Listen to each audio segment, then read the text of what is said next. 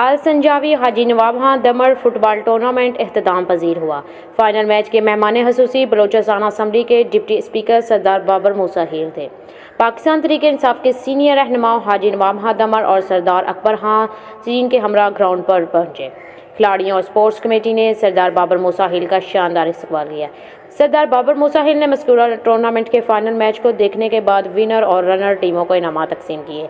बाद में फाइनल तकरीब से खिताब करते हुए डिप्टी स्पीकर बलोचिस्तान असम्बली सरदार बाबर मूसा हीर ने कहा कि संजावी में टैलेंट की कोई कमी नहीं। फुटबॉल के हालिया कामयाब टूर्नामेंट पर खिलाड़ियों और कमेटियों को मुबारकबाद पेश करता हूँ।